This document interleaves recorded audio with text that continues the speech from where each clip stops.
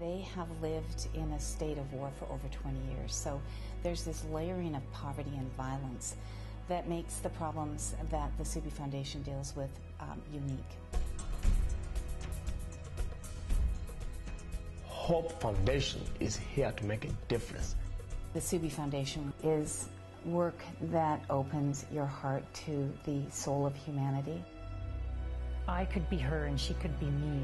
We all want the same things for our kids and for our families and for ourselves. It's totally a different ballgame when you go and meet these people and spend time with them, and there's way more of a connection. This is a tree. This is a tree. This is a basket.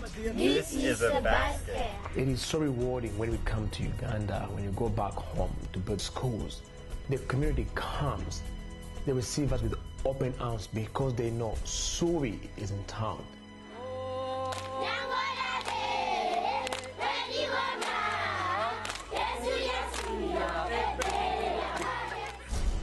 The mission of the Ssubi Foundation is to alleviate poverty through educational initiatives. On our journey to try to create a better educational environment, the first need or the first milestone is infrastructure needs. And we currently support 4 schools in northern Uganda. Lakoto Primary School, which is in deep, deep kind of northern Uganda, very remote. No electricity. I was working a shovel a lot of the time, and it was hard work, but rewarding, very rewarding. It's really important when we come in and start working with a school that we create that momentum and that energy to push forward and do things that people perceive aren't possible. They put entire schools together. They're changing the lives of hundreds of kids in weeks. I think we're legendary there now. When we come in and say we're going to build a school in 30 days, we do it. We do it every time. We called a meeting, and when the parents come, we sat down, we had a chat with these parents, and we're going to build a school here. We need you guys to help us out. We need you to clear the land. The next day, we had over 100 parents come in, and they cleared the land in one day, over 3 acres of land.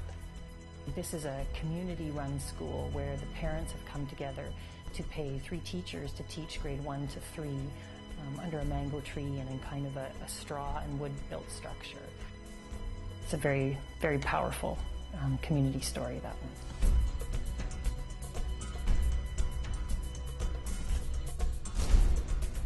Lily Kindergarten and Primary School, which was a school in Kampala. Like the city of Kampala almost closed down due to unsafe structures. They were proud of their new school.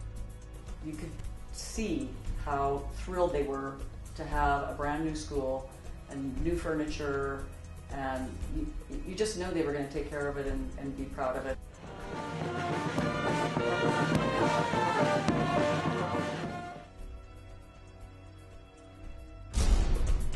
One of the opportunities I had while I was in Uganda, and definitely my favorite experience while I was in Uganda, was that I had the chance to team teach with Teacher Patrick at Lela Obara. That really makes me proud to be a part of Ssubi. A school in northern Uganda, which at the end of the 21-year Civil War, they moved back from an internally displaced people's camp onto their traditional land. And so you can imagine 1,000 students moving back to an area where they had nothing. So they had to rebuild everything. And I think you can imagine that latrines were probably one of the first priority, but also classrooms and libraries and teacher accommodations.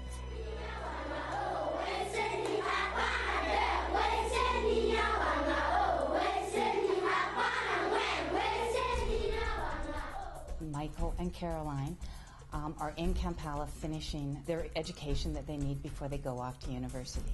And both of them are thriving. Both of them are doing so well. Both of them are committing themselves to careers that they will use to help people back in Gulu.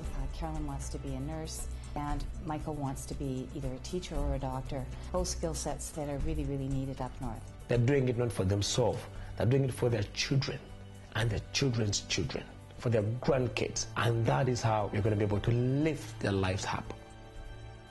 And where we've seen success is where we've had strong leaders on the ground who take that momentum and that catalyst of infrastructure and that energy, and they move forward and make really positive change within the school. Ssubi is making a huge difference in the communities that it's working in.